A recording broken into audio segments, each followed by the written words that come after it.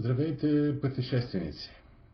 Казвам се Асен Бояджиев и съм продуктов менеджер на туристическа компания Бояна МГ. След броени дни очакваме началото на календарната зима и съм сигурен, че мнозина от вас се мечтаят за тези ваканционни дни, когато ще се спуснат по снежните писти. Има и други, които очевидно се готвят да отмарят на топло. А къде другаде, освен екзотични местенца из света. Пътуванията до екзотични дестинации вече отдавна са част от избора на българите, къде и кога да прекарват своята ваканция. И нашата туристическа компания Бояна МГ е готова да отговори на този интерес, който особено след COVID-пандемията нарасна значително. Ако отворите сайта на фирмата boyanamg.bg, ще видите една богата палитра от предложения именно за пътешествия, за пътувания, за почивки по тази тема на екзотични страни. И понеже наближава топ сезона от декември до април, естествено един от основните акценти в тези програми са така наречените острови на удоволствието. Това са известните вече райски кътчета от световни пръснати и световния океан, с белите пясъчни плажове, с кокосовите палми, с лагуните, с изумрудена морска вода, с уникалния подводен свят, с романтичните изгреви и залези. Мечта за много хора, не само у нас, но и по целия свят. В нашите програми ние предлагаме точно такива места и бих посочил най-напред тайландската перла Пукет, острови като Занзибар, Маврици, Бали, Малдивите, Сейшелските острови, Мадагаскар, Кабо Верде и напоследък виетнамския остров Фукок, който в момента се счита за новата изгряваща звезда на туризма в Югоизточна Азия. Тези острови предлагат много разнообразни възможности за почивка, включително и за семейства с деца.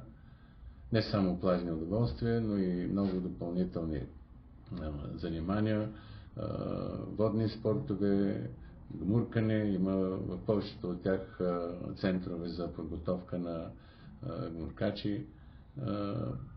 Също така анимация и много атракции. И понеже стана въпрос за виетнамския Фукок, ще посоча само две от най-интересните атракции там, които сме включили в една от допълнителните екскурзии.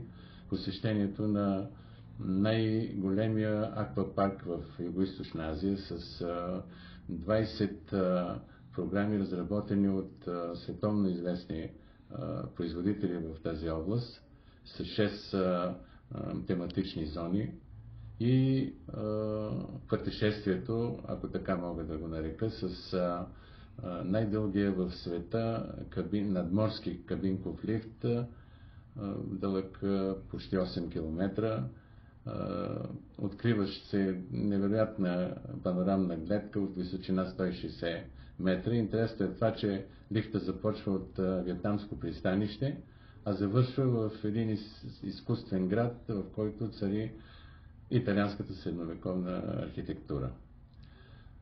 Да продължим нататъка. Втората възможност за екзотични пътувания, това са екскурзиите, основно обиколни познавателни турове в различни страни.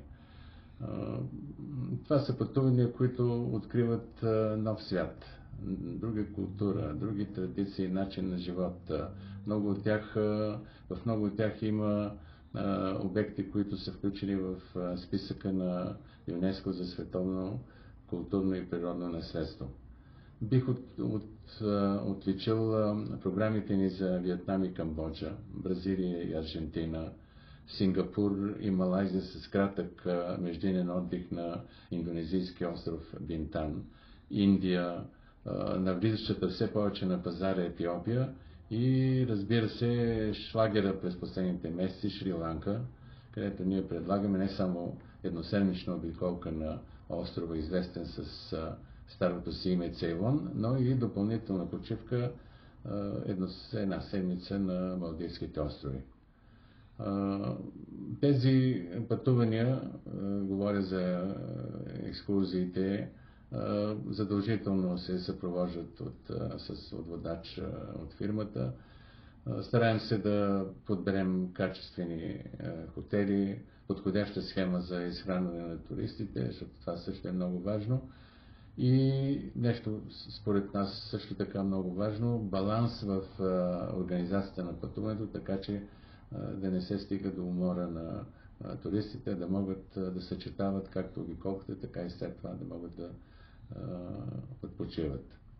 И на трето място ще отбележа пътуванията с присъединяване към групи с туристи от различни държави.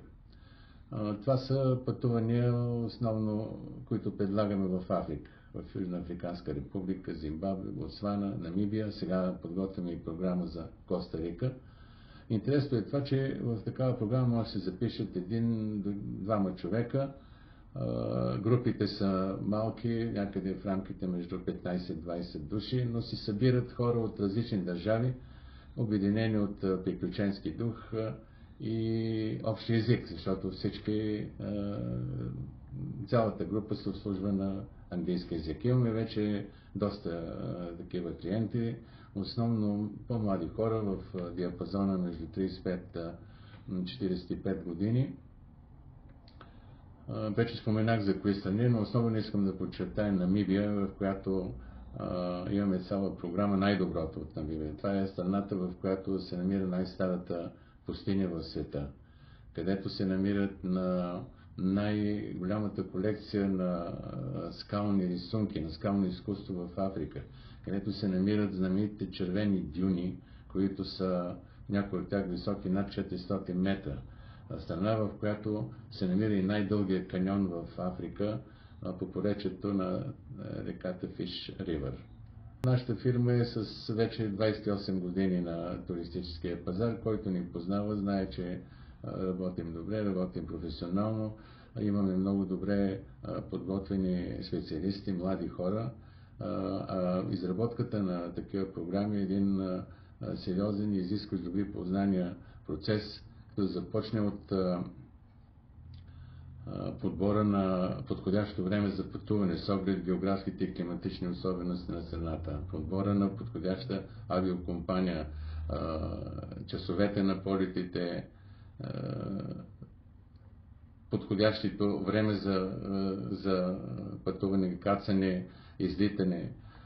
Отделно вече говорим за хотелската база, за храната, за дори най-дребни подробности, като какво е електрическото напрежение в страната и в хотела. Има ли възможност за интернет? Осигуряваме сим-карти, което е значително удобство за туристите.